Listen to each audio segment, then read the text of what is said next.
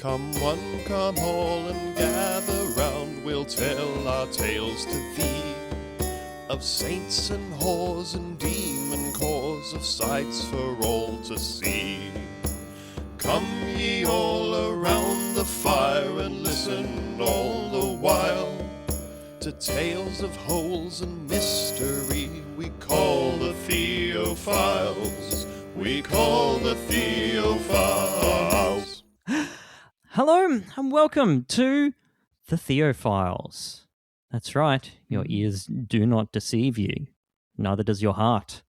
I'm here with Ben, as always. It is a kind of a Ben and Theo thing. Have we ever had anyone else on it? I can't remember. Did we? No. Did we? No. Maybe, no. I think we'd thought about having someone on that would be good at Theo Philes. Did we do it? And surely the title of the episode would be far too long. Yeah. By the time you put a guest in, because then you've got episode whatever, the Theo Philes part whatever, the two different episode titles from each half. Featuring. Yeah. Well, not featuring, because we had that one person complain 6 years ago that if we use feet with a full stop, it makes their podcast player fuck out. So we switched to with instead of feet. Yes, so as to avoid any further criticism. That's right, because I can't. If one person's not happy, I'm not happy. Yeah. So if one person's not happy, two people aren't happy. Mm-hmm. If you're unfamiliar with the format, Ben and I find things interesting in this crazy world of ours. And sometimes we like to tell each other about things that we find interesting, and that's it. And if you don't find that interesting, then, you know, that's fine too. There's not many of these. Yeah, like the numbers on the Theo Philes episodes are lower than our regular episodes. So there are people that go, oh, fuck, it's a Theo Philes episode. No, thank you. Which to me, I think this is the only worthwhile format of the podcast. That other stuff is just garbage. Whereas this is just for us. It's kind of a little more, you know, we're learning stuff. We're thinking, we're being thoughtful. Yeah. The mainline episodes we make for the studio. Yeah. And then the Theo Philes we make for us. Yeah. This is our... Which ones are the Soderbergh movies that he made for himself? Schizopolis. This is our Schizopolis. Ocean's 12, but not 11 or 13. Yeah. Yeah. Anyway, just to, it's been a very long time since we've done one of these, so I think it's probably worthwhile us doing a quick calibration up front before we get started, and then it's sort of a me and then Ben sort of thing, right? So first little bit's going to be kind of me with a thing that I found because I have a certain condition, and then Ben's much more interesting and funny part at the back. Oh, shush. Shush your hot little lips. So, yeah, just before we get started, just a few questions for you, Ben, and we'll mark down the results, and then we'll get started. Would you rather, Ben, have a Prime Minister of Australia who was an ex-JB Hi-Fi baddie with a wolf cut, or to get milk, we need to boil potatoes and they moan the whole time? Who told you about wolf cuts?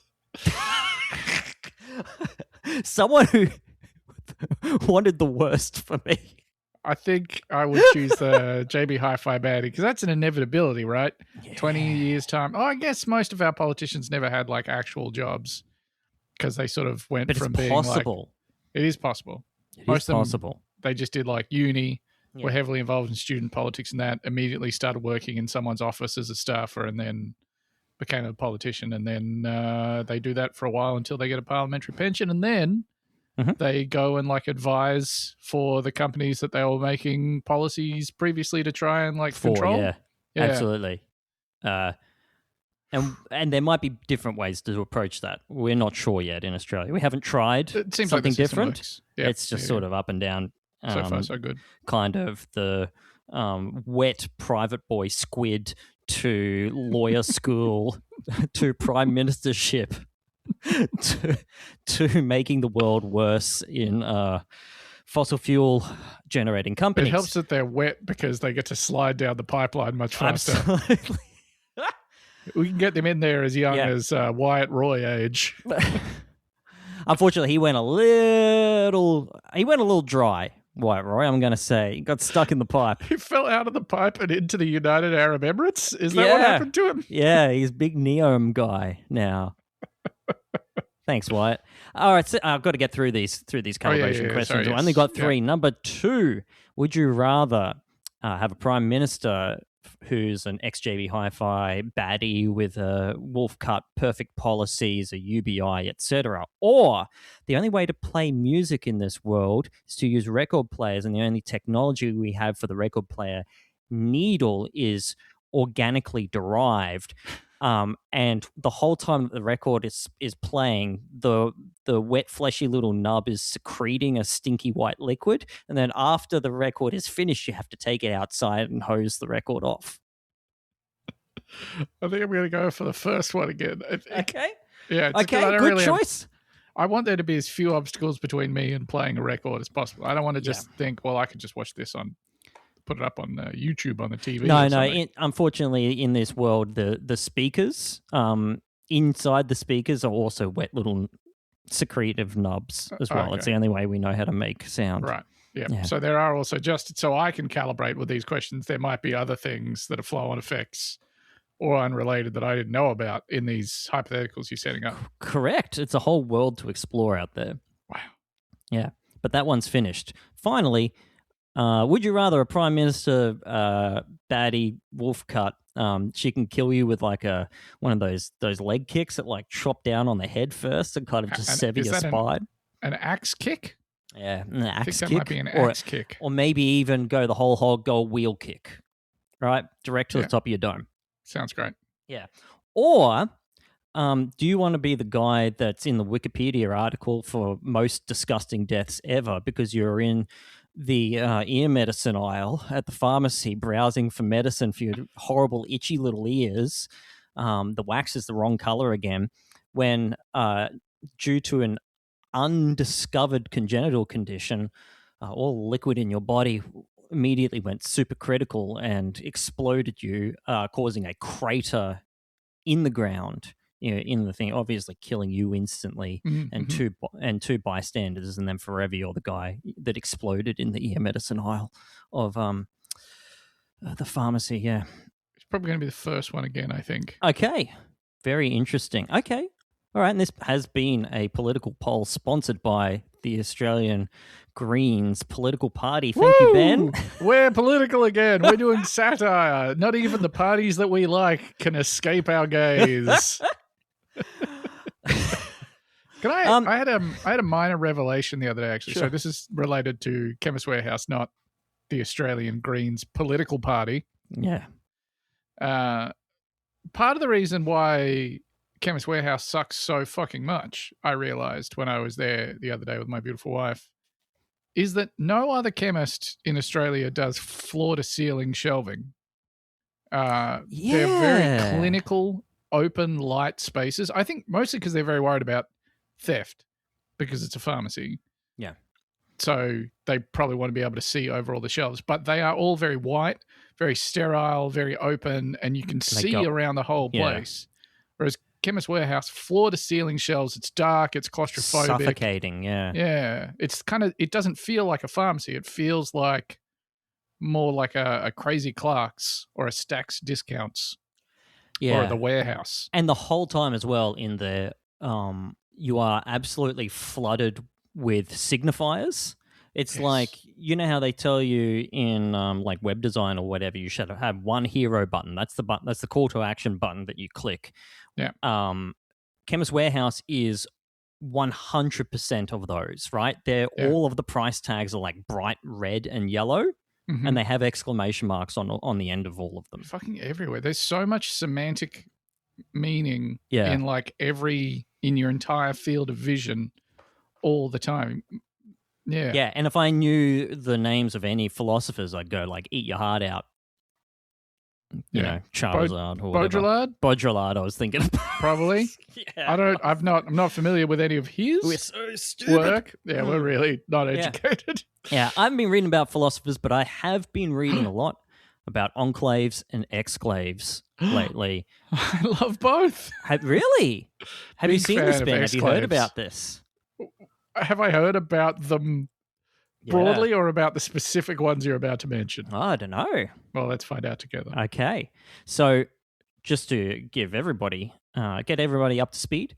So there's bits of countries that exist within other countries, either wholly or in part. And there's like way more than you think there are, right? Like I thought there was like 5 of these things, right?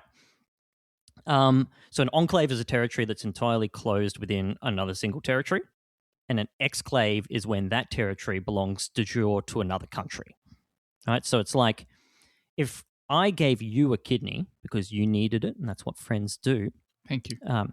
My kidney would be enclaved within your body, and it would be an exclave of my body, right? Yes. Or if you grew one of those weird cancers with hair and teeth in them underneath one of your nipples, that would be an enclave, but it wouldn't be an exclave because it doesn't belong to a different territory somewhere else. Yes. Yep. And the turds that you lay in the toilet bowl, they're not an exclave. Even though they're external to you, that's just an overseas territory. Okay. Thank you so much for explaining this in a way that everyone can understand. In metaphor that kind of illuminates while it titillates. Yes. Obviously, like the enclaves people are most familiar with things like Vatican City, maybe San Marino and Lesotho, right? Luxembourg doesn't count. It's just a landlocked country. Yeah, it's just a little tiny country. Yeah, it's just a little guy. Because it has more than one neighbor as well, right? It's not like the Vatican City, which is wholly within the bounds of another country. Exactly. But Monaco City is a semi-enclave because it's contained within France, but then also borders the sea. Oh, right. It has a path of egress if it really needed to. If you really need to, you can go by sea. But the that sea would still border, be French waters, though, wouldn't it? I think so, yeah. Yeah. But the sea border has to be shorter than the land border. Otherwise, Denmark would be an enclave of Germany. And obviously, that's not true. And then something like Greenland is just an overseas territory. Just a couple more rules to get through before. Exclaves don't need to be neighbored by only one country. So the Kaliningrad Oblast, which is that big chunk of Russia next to Poland and Lithuania in the Baltic Sea, you know, the little bit of Russia that's like not the rest of Russia. I don't know if I'm familiar with that bit of Russia. Kaliningrad? There is a piece of Russia the size of a small country in Europe neighboring the Baltic Sea. Yeah, right. Okay. And it does not connect to Russia at all.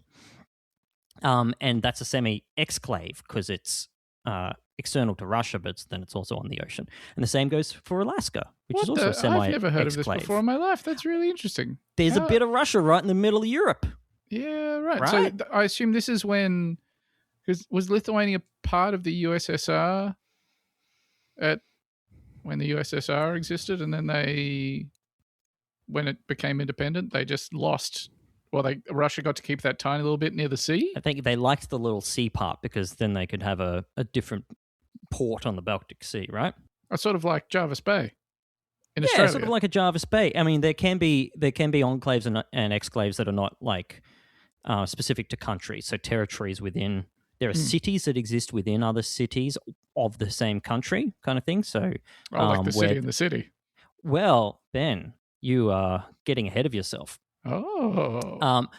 But let's start in Cyprus. So there's a thing on the island of Cyprus called the Dhekelia Sovereign Base Area, which is an exclave of the UK. It was one of 2 they set up as part of the Cyprus 1960 Treaty of Independence. But because of Brexit, it's no longer part of the EU, but Cyprus is. So they do a bunch of like EU shit there because it's just easier for everyone to live their lives. And of course, everybody hates this whole process. Nobody wants that to be there. But within this enclave, there are 2 Cypriot villages, Xylotimbu and Ormadia, which are doubly enclaved and also exclaved by the UK territory, right? Oh. Surely this is just hell for everybody, right? But these are villages that obviously it was like non-optional for them to keep their sovereignty. So then they live on Cyprus inside the UK. That's fucking amazing. That's incredible. Right? But then also within this this sovereign territory, there is 2 exclaves that is the Dekelia Power Station. One is on the water and one is a little bit north of it, separated by a road that is Britain in between, inside of Britain, which is also inside of Cyprus. That's quite beautiful. So I think like the reason why this sort of appeals to me is because it's where all of the normal rules just start falling apart, where you kind of go, well, they're in this because it must be this. So a great example, if we're thinking of famous casinos and enclaves, we all know what Europe's oldest and biggest casino in an enclave is, right? Absolutely. Which is? I have no fucking idea. It's not Monaco, you dumb slut. It's actually it's in the Campione d'Italia, which is this tiny little sliver of Italy sitting on the eastern side of Lake Lugano, which is enclaved by the little flappy bits of Switzerland that go into the north of Italy, right? About 1 kilometer from the border of Italy. It's just this, it's literally like a couple of 100 meters of Italy in Switzerland for very poorly defined reasons. It has Europe's largest and oldest casino, which I had never heard of in my life before, the Casino di Campione. So being part of the EU, the euro is the only legal tender there, but everyone uses the Swiss franc, and then everyone is also payrolled in the Swiss franc. They also get like Swiss medical care and all of this sort of stuff in there, but they don't get... But if you live within that territory, you don't get like the Swiss unemployment or what have you. But if you live in like the village over the road and work there, which lots of people do, you get all of the Swiss benefits, etc. It's interesting. Borders are kind of silly, aren't they? Borders kind of very silly things. Yeah, isn't that funny? Sometimes I just think of them as like lines on the map. Yeah, maybe you can't cross imaginary lines, can you? Yeah. The Vennbahn, or the Fen Railway, was built in German territory by Prussia.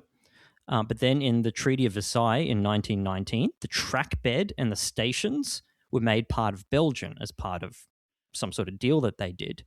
But that exclaved a bunch of like 6 little bits of land on the western side that were cut off by the land that the train line took, right? And 5 of them still exist, which include my favorite exclave, Ruckschlag, which consists of 1 house and a garden. And Ruckschlag is German for setback. That's really nice. You've got your own little bit of Germany. That's like, so good. I don't know. It just tickles a part of my brain that otherwise I would have to take drugs for, which are illegal. Dude. Yes. No, they're illegal. Oh, okay. They're don't not do good. it. Yeah. Have you seen that the weird little... I don't know if it even counts as an exclave, but I think it's at like the very northeast corner of the US. There's a tiny little bit of... there's a tiny little peninsula that goes down beneath whatever the parallel is that the northern US border is drawn across. And there's just a tiny little American peninsula that is only connected to Canada. Yes, that is the Minnesota Northwest Angle, which is a Pena exclave.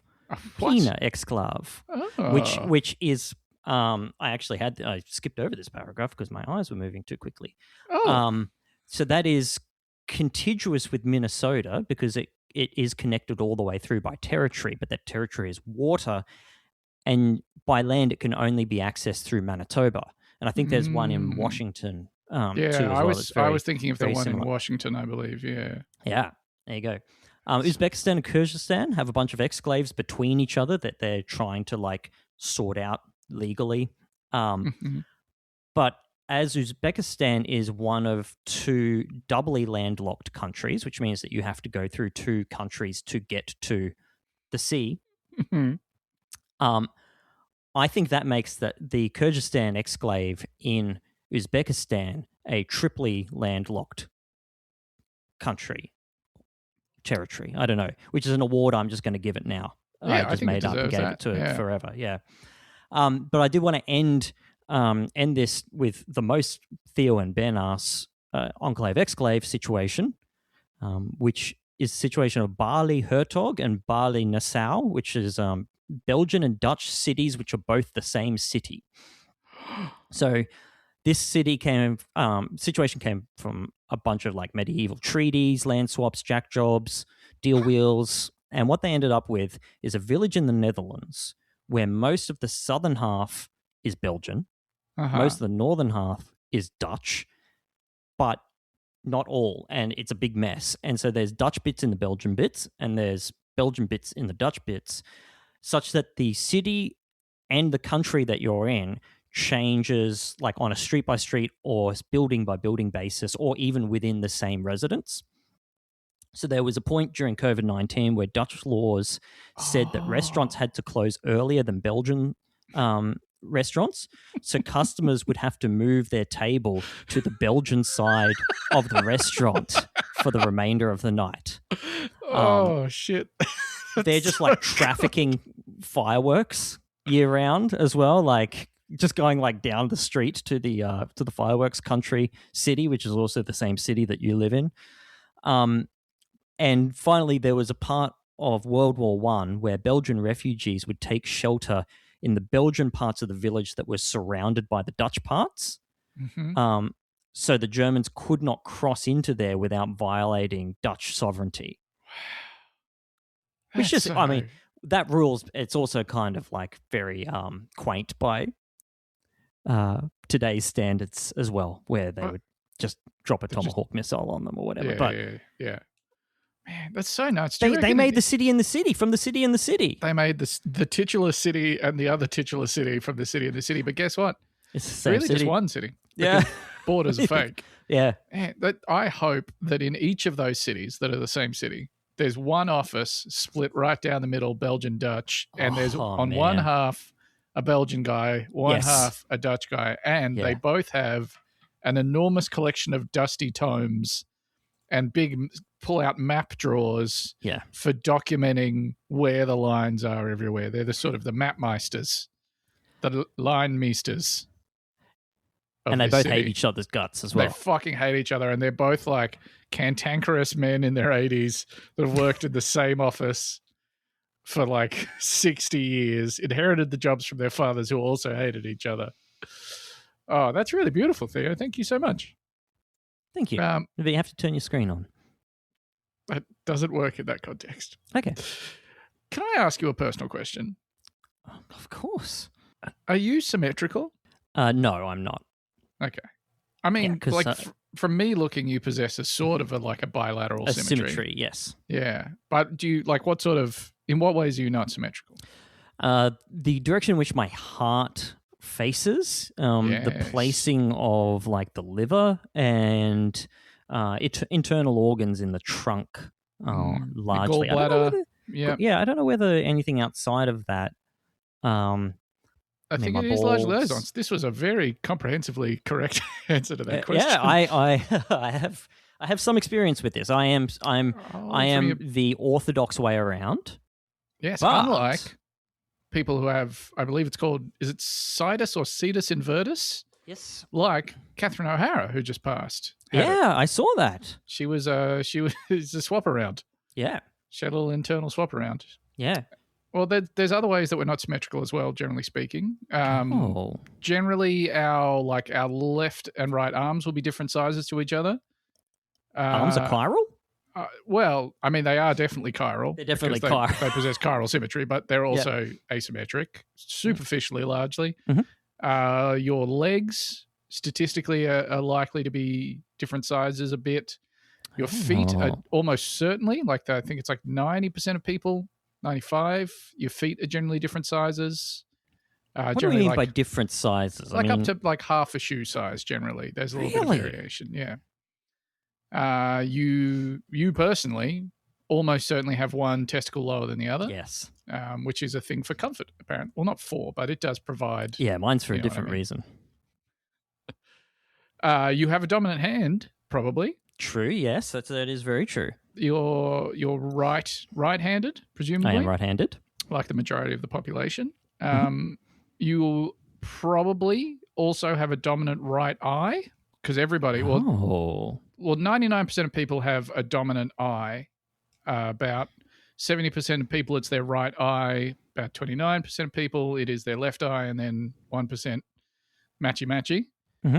So, like, the differences aren't huge. You may have noticed, I know I certainly did as a kid at one point, that if you sort of alternate closing your eyes, one of them does seem to pick up colors a little bit more vividly, or has a little bit more contrast to it. It's not always very pronounced, but you can notice it in some situations. Your dominant eye is also the one that you would use for positional information. So say you were like trying to gauge the distance of something, like you were sighting down the barrel of a gun. Okay. You would likely prefer to use your dominant eye for that, even if you didn't consciously know.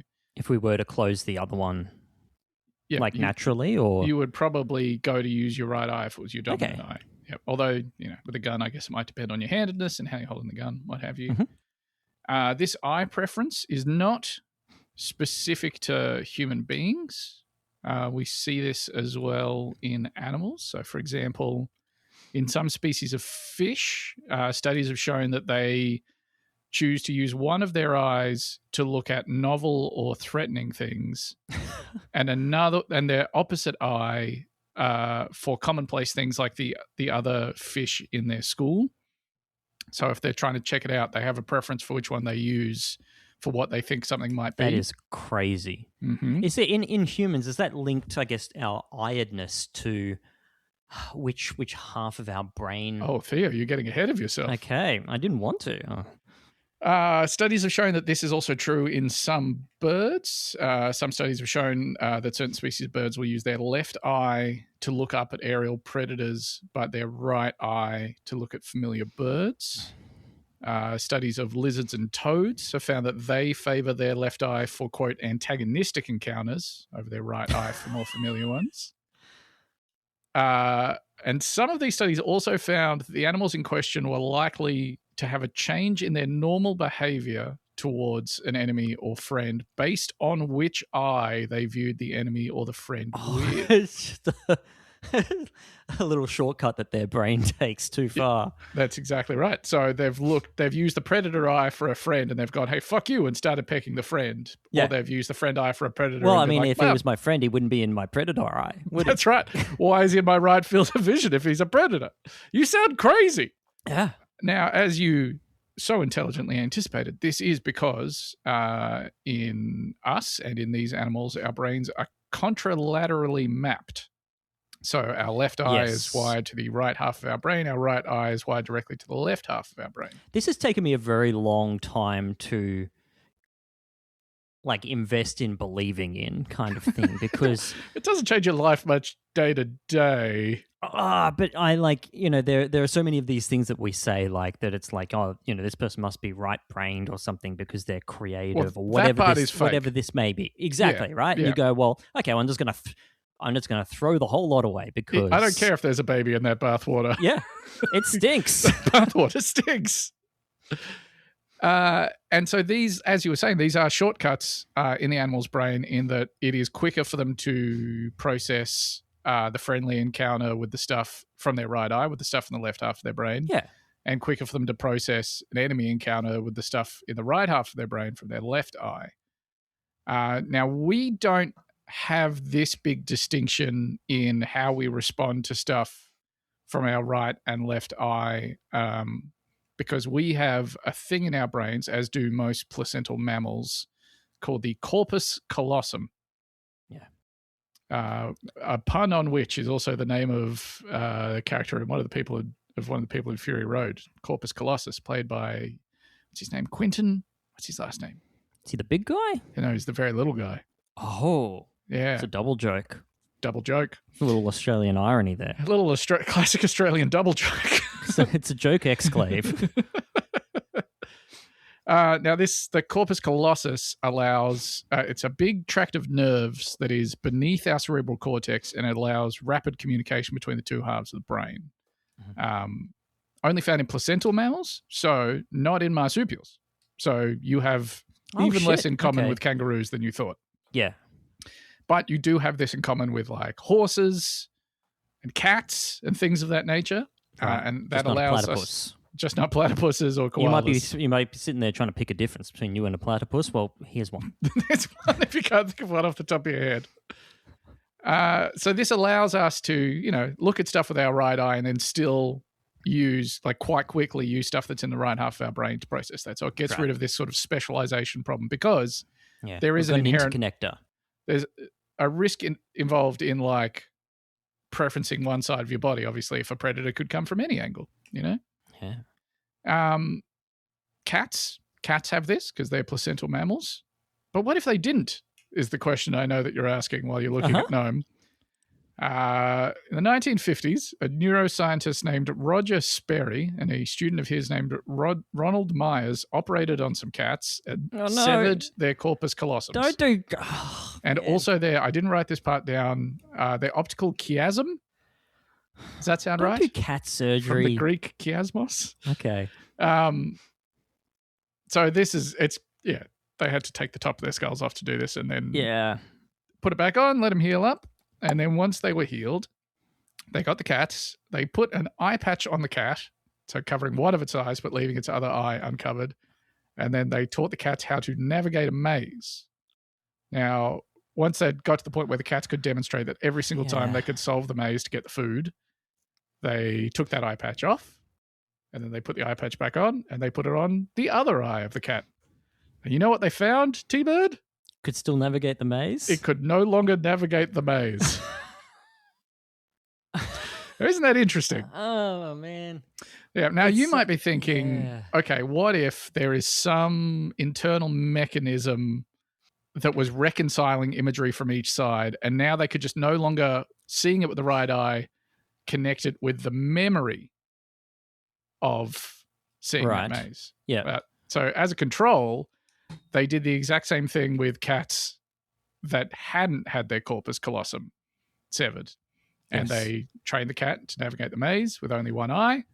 Then What a good idea. Swapped the eye patch over, and then they were perfectly able to traverse the maze. So didn't have the same problem. Going to tell you, as a participant in that study, I would prefer to be in the control group that doesn't get its skull popped off. Oh, you'd love to be in the control group, and an wouldn't ice pick driven into your head. Yeah. Now Anyway, let's do a little jump back in time here. The next couple of paragraphs I'm going to read to you. I've taken most of this information from a paper titled "The Evolution of Corpus Callosotomy for Epilepsy Management" that was published in the journal World Neurosurgery. It's the year 1886. And Sir Victor Horsley, a pioneer in epilepsy research, finds that after severing the corpus callosum in dogs, that, quote, now I think you're going to like this quote, bilateral movements could be obtained upon excitation of one hemisphere, but the movements were not the same in character on the two sides. The true cortical effect of tonus, followed by clonus, being only obtainable in the side opposite the excitation, whilst the effect on the same side was only a feeble tonus. Oh, tonus without the clonus? It was just a tiny little tonus with no clonus. Okay. Yes, because they've severed the corpus callosum. I briefly came into contact with the word clonus a little while ago and thought, oh, that's interesting. And was it from the movie The Clonus Horror? No, I think it was from the therapy I do for my head. Interesting. I've never heard those words in that context before. And feeble tonus, feeble tonus. A feeble tonus. Oh, we all know the embarrassment, the pain of having a feeble tonus. Well, for a lot of people, it's not about that.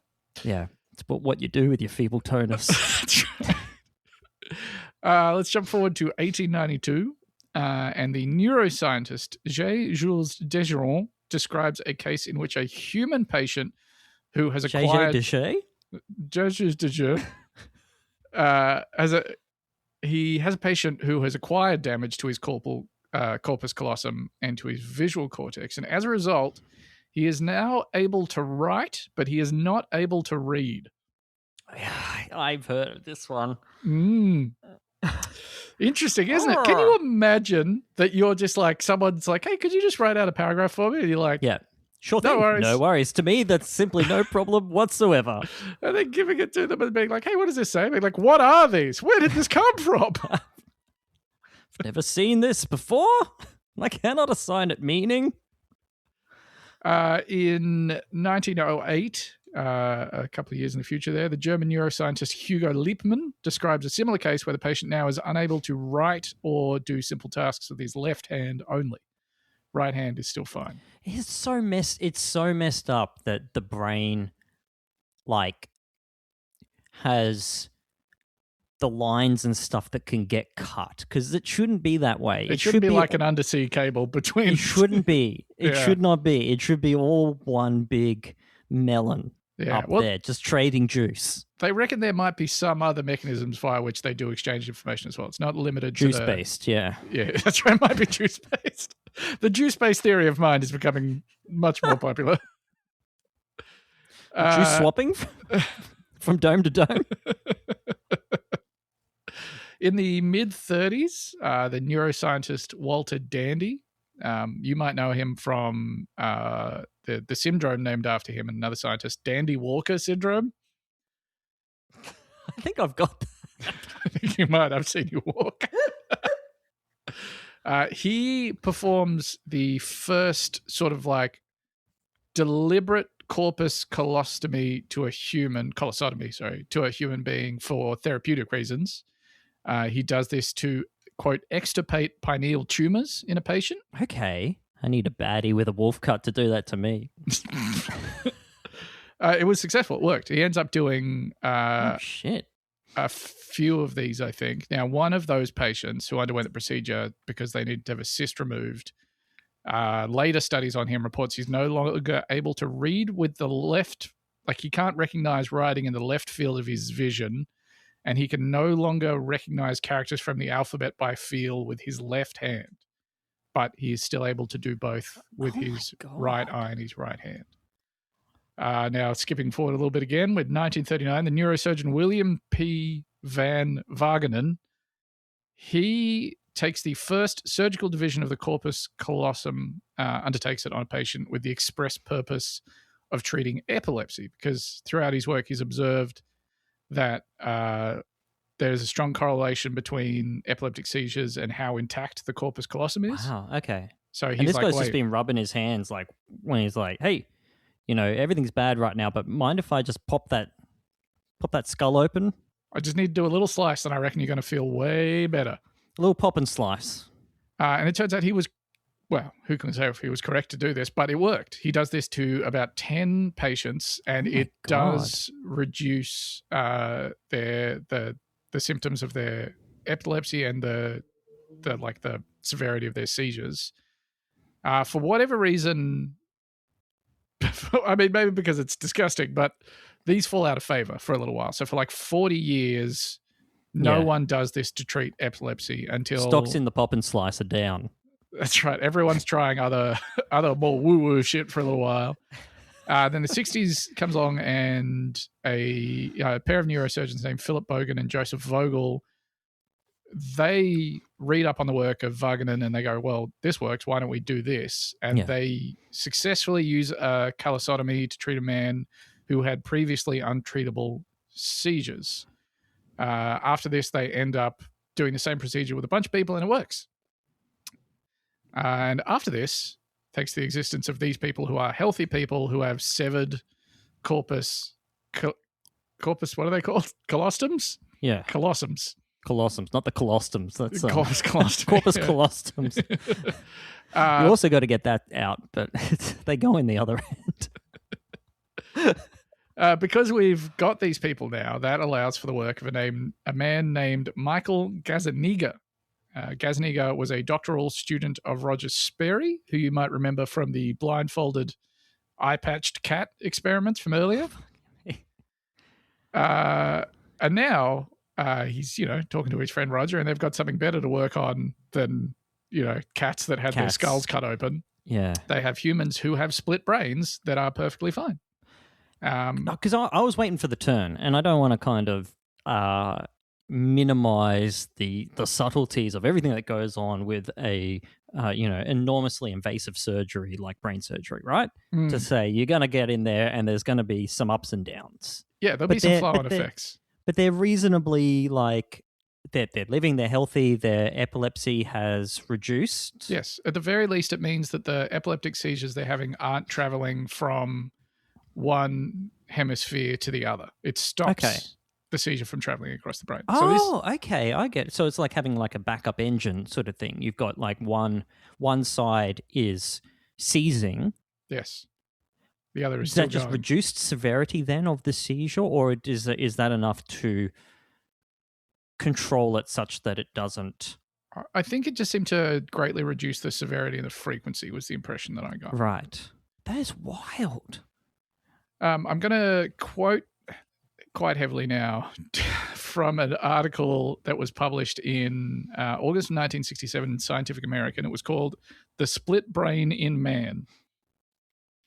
Now, this is an article that is detailing tests that Gazzaniga and Sperry undertook with 10 patients after they had had a callosotomy, noting several unusual behaviors that contrasted with, quote, one of the most striking observations of the study being that, quote, the operation produced no noticeable change in the patient's temperament, personality, or general intelligence. Yeah, which is usually sort of the kind of the road that so many of these go down, as far as like, you know, obviously Phineas Gage having gotten a much less precise procedure performed upon him by a railway spike. Yes, but then who was not also, medically licensed, I might add. No. But then also, you know, people who have suffered, you know, repeated shocks to the brain due to their work, you know, or due to war, you know, lead poisoning. The commonality between so many of these appears to be like reduced, like control of impulse, like reduced impulse control, and that they become very rude, right? Very, very like a shadow of the person they were previously. Yes. Well, in this case, it didn't seem to have any of those effects. They seemed, despite the fact that one of the major parts of their brain had been split in twain, they seemed kind of fine with just a few little eccentricities, which I'm going to start detailing. So these are direct quotes from the article.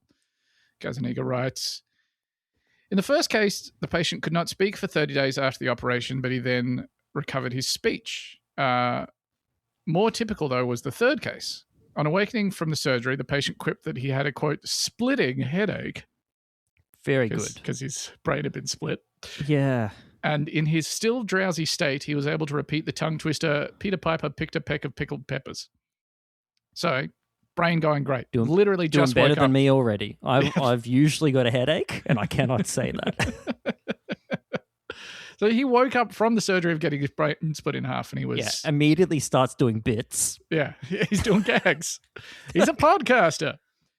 Close observation, however, soon revealed some changes in the patient's everyday behavior. For example, it could be seen that in moving about and responding to sensory stimuli, the patients favor the right side of the body, which is controlled by the dominant left half of the brain.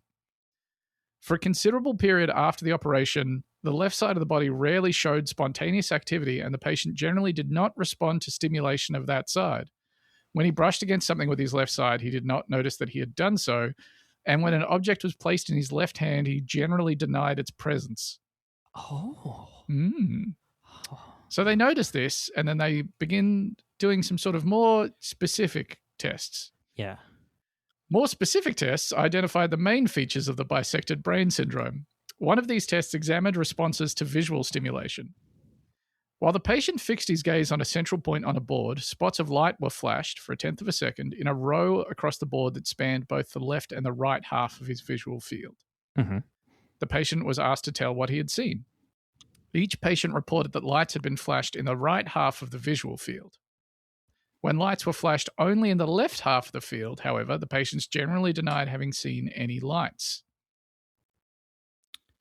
So that's interesting, isn't it? Dominant left half of the brain controlling the right, receiving the input from the right field of vision. Yes. Seeing stuff perfectly fine, responding to it. And so did they do any tests where they would just simply like close their right eye and see with their left eye? Like, is this is the information getting in there at all? Well, that's very interesting that you ask. Thank you. I've kind of got a researcher's brain. Since the right side of the visual field is normally projected to the left hemisphere of the brain and the left field to the right hemisphere, one might have concluded in these patients with divided brains that the right hemisphere was in effect blind. So they're saying, well, if you were an idiot, you could hear that information and think if you rush to conclusions, Yes. We found, however, that this was not the case when the patients were directed to point to the lights that had flashed instead of giving a verbal report. With this manual response, they were able to indicate when lights had been flashed in the left visual field, and perception with the brain's right hemisphere proved to be almost equal to perception with the left. So verbally, they report having not seen any lights, but manually, they will indicate that they've seen lights. Isn't that interesting? Almost, it's a weird spot, right? Where you kind of go like, I believe that to be true, but I can't. If I truly take that information in, I got to start asking a whole bunch of fucking questions. Exactly right. About who am I? Yeah. What am I? Yeah. How many of me is there? Now, this trend continued through experiments where they exposed one eye to an image or allowed one hand to touch an object while the hand and object were out of view. Again, from the article, when the information, visual or tactile, was presented to the dominant left hemisphere, the patients were able to deal with and describe it quite normally, both orally and in writing. For example, when a picture of a spoon was shown in the right visual field or a spoon was placed in the right hand, all the patients readily identified and described it. They were able to read out written messages and to perform problems in calculation that were presented to the left hemisphere. In contrast, when the same information was presented to the right hemisphere, it failed to elicit such spoken or written responses. A picture transmitted to the right hemisphere evoked either a haphazard guess or no verbal response at all. Similarly, a pencil placed in the left hand behind a screen that cut off vision might be called a can opener or a cigarette lighter, or the patient might not even attempt to describe it. Now, you might be wondering, did this just make them part stupid? No. Well, not a thought that I was having. I was thinking that they might have maybe a superpower. Well, Gazaniga agrees with you. He doesn't think they're part stupid. Okay. He says, did this impotence... Oh, I'm left stupid? I'm stupid leftly. Did this impotence of the right hemisphere mean that its surgical separation from the left had reduced its mental powers to an imbecilic level? The earlier tests of its non-verbal capacity suggested that this was almost certainly not so. Indeed, when we switched to asking for non-verbal answers to the visual and tactile information presented in our new psychological tests, the right hemisphere in several patients showed considerable capacity for accurate performance. Yep. So you've just got to find a way to communicate with the right brain that's not via the left brain. For example, when a picture of a spoon was presented to the right hemisphere, the patients were able to feel around with the left hand among a varied group of objects and select a spoon as a match for the picture. Furthermore, when they were shown a picture of a cigarette, they succeeded in selecting an ashtray from a group of 10 objects that did not include a cigarette as the article most closely related to the picture. Okay, so this is... Because previously I was sort of running up a theory in my mind that the non-dominant half of the brain was sort of falling back on the lower, more reflexive resources of the brain, right? That don't go through the full processing, when you for speech or reasoning or that sort of stuff. Your reflexes. You're going to put your hand up to stop something from hitting you in the face, that kind of thing, right? It's very intelligent. It's going through that. It's obviously reasoning. It's reasoning, but it's not connected to the verbal processing, which must be occurring in the dominant half of the brain, right? Yeah. So like your left hand, which you can't see, is feeling around behind a screen. Yeah. And found a objects. metaphor for the thing that you see on the screen. It found a symbolic connection, and you have no awareness that it's doing it or why it's done it. Yeah, that's not all. In one particularly interesting test, the word heart was flashed across the center of the visual field, with the H portion to the left of center and art to the right. Yes. Okay. Asked to tell what the word was, the patients would say that they had seen art, the portion projected to the left brain hemisphere, which is responsible for speech. Yes. Curiously, when, after heart had been flashed in the same way, the patients were asked to point with the left hand to one of two cards, art or her, to identify the word they had seen. They invariably pointed to her.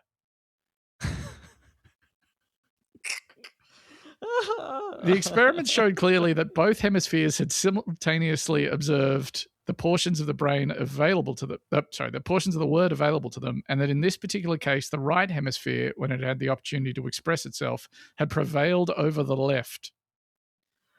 Oh my goodness.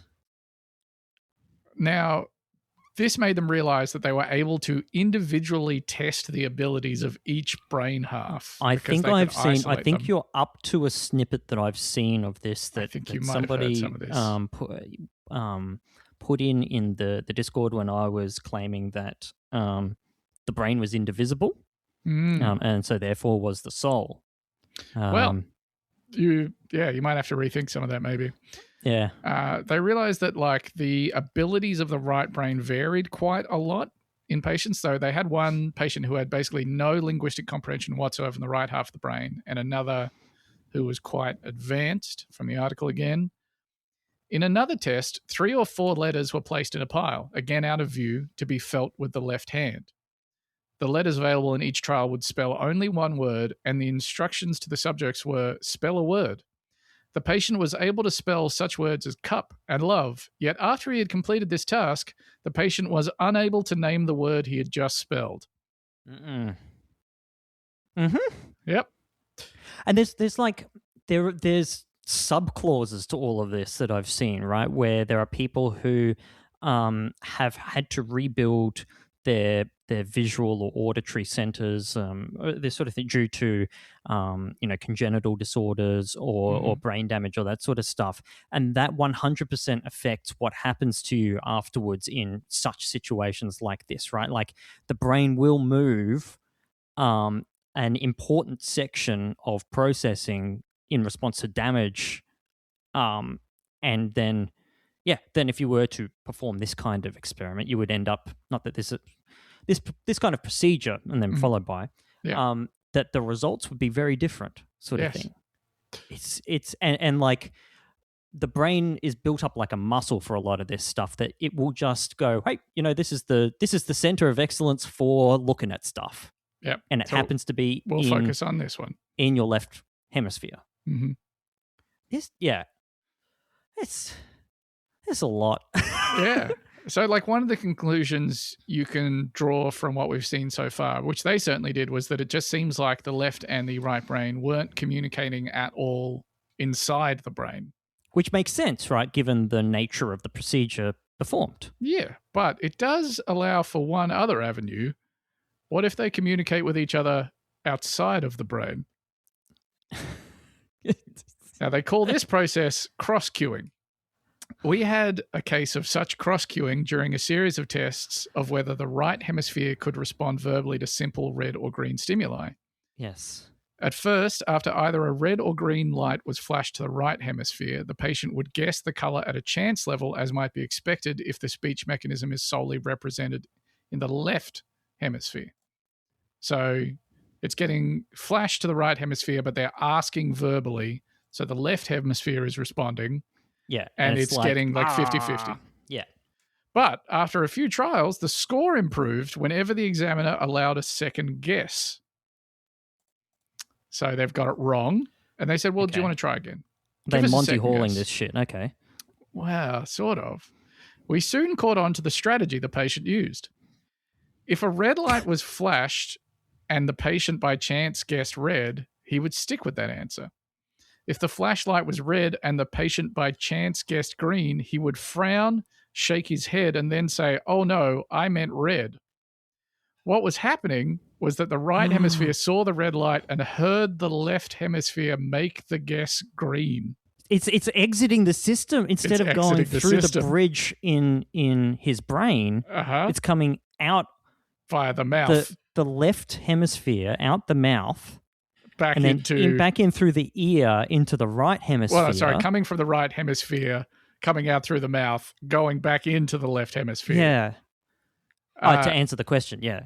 Knowing that the answer was wrong, the right hemisphere precipitated a frown and a shake of the head, which in turn cued in the left hemisphere to the fact that the answer was wrong and that it had better correct itself. Oh my God. Isn't this fucking crazy?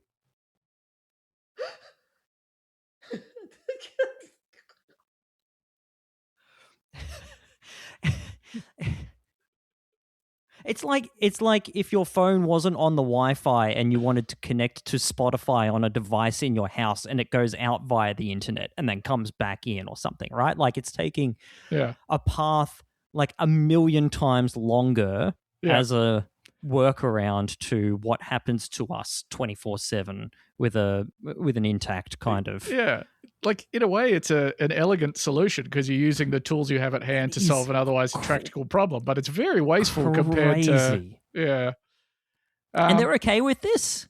Like, I mean, it seems to be kind of picked up with a sort of nonchalance that is like, well, I mean, nobody's perfect. What do you do with this information though? Do you completely you'd have to form a new theory of consciousness. And there are, I don't get into it, but there are like a couple of working models of how consciousness is formed, none of which we can prove or are really better than the others, that integrate this information into them quite well. Well, because it's I would say a severe challenge to many theories of mind, right? Yeah. There's some interesting ones. There's one that like consciousness is just an emergent property of any like a bridging mechanism in the brain that has to combine a bunch of information, needs consciousness to deal with it. It just sort of emerges. Mm-hmm.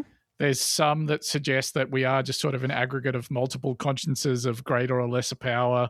Yeah. It's very interesting reading.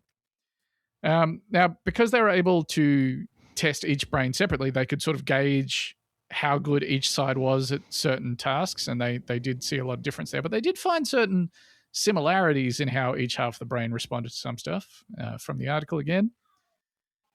We found that in certain other mental processes, the right hemisphere is on a par with the left.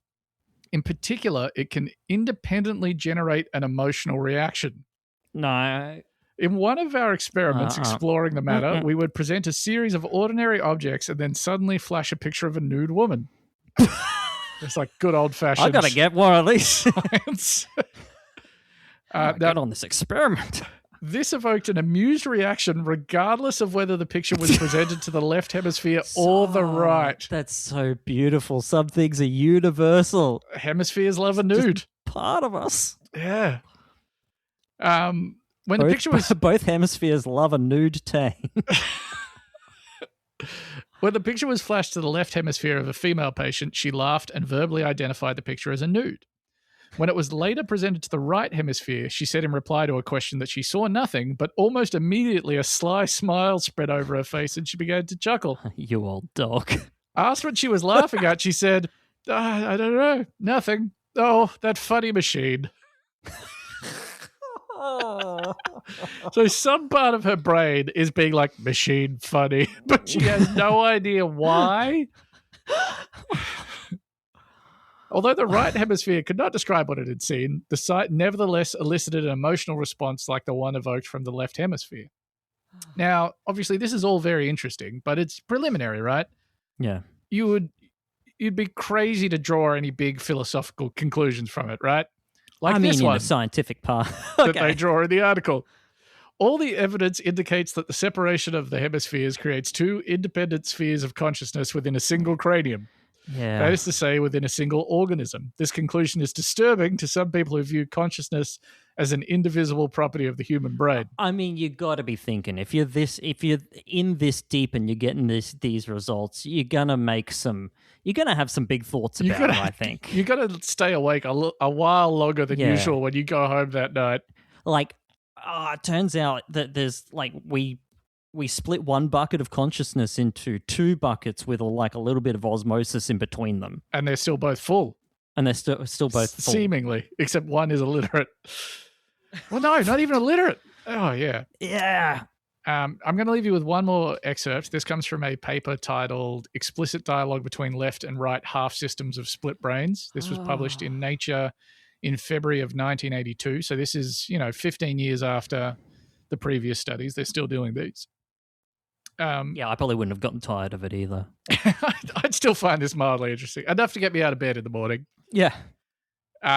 This paper recounts a number of experiences, one in particular with a patient named JW. JW was a 27-year-old man who had had his corpus callosum severed to stop the spread of seizures from one hemisphere to the other. Now, with JW, they devised an experiment where he would be exposed to a random number between 0 and 9 in his left field of vision.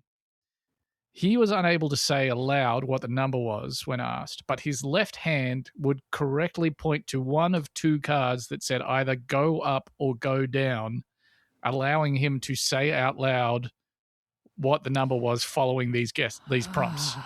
So one half of your brain's like 6, and the other half of your brain's like warmer. 8. Yeah, and so you're getting these little like, and he's still guessing. So the hand will point to go up, and then he'll go over. Then it'll point to go down, and he'll go down, and then eventually he'll get it.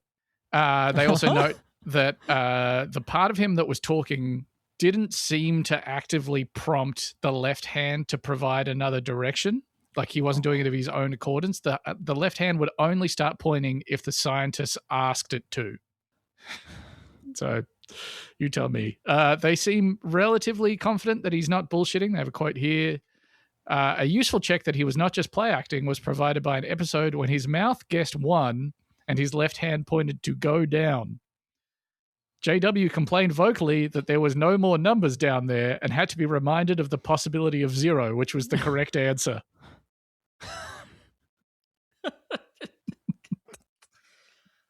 You tell me, dog. Here's the extract that I would like to leave you with. However, we are still vexed with the question of whether the two half systems here embody two free wills in the sense in which, say, two normal human players on opposite sides of a guessing game have independence of will. An ideal demonstration of such duality of will would be the capacity to bargain, that is, to struggle to induce changes in one another's evaluative criteria or priorities, as distinct from merely struggling physically in pursuit of conflicting goals. Accordingly, the experimenter, who we will call E, next proposed to JW that the left hand, who we will call LH, should be paid by the right hand, RH, for each item of information. So this is playing the same game. But bargaining, making each side pay. He's using his right hand to pay for the left. Oh, man. RH, the right hand, was provided with an open box containing a limited supply of tokens and instructed to pay 1 token into a similar box on the left for each correct answer by LH, the left hand. RH was rewarded with additional tokens in inverse proportion to the number of guesses required to identify each flashed numeral. So the faster he does it, the more tokens the right hand gets. No, the left hand gets paid by the right hand. Mm-hmm, mm-hmm. Any occasional mistakes made by the left hand were penalized by repaying 3 tokens per mistake to the right hand. As elaboration of the game in this way proved congenial to JW, we next introduced the possibility of evaluative conflict by proposing to, quote, ask the left hand whether it would like to be paid more for each answer. The left hand was asked to reply by pointing to a card representing 1, 2, or 3 tokens, and it immediately indicated 3 tokens. As soon as this Brother, they're all your tokens. Wow, are they? Ah, big question. As this soon had the foreseeable effect of rendering the right hand bankrupt and halting the game, the experimenter then asked, let's ask the left hand whether it would settle for less. The left hand immediately pointed to 2 tokens, but at the same time, and apparently as an integral part of the action, JW's mouth said, sure, make it 2 tokens. So replying to his hand. Well, no, I think that was maybe the left hand talking. Oh, man. This was typical of the impression conveyed throughout this second phase of the experiment. I gotta go on living, dude. I got another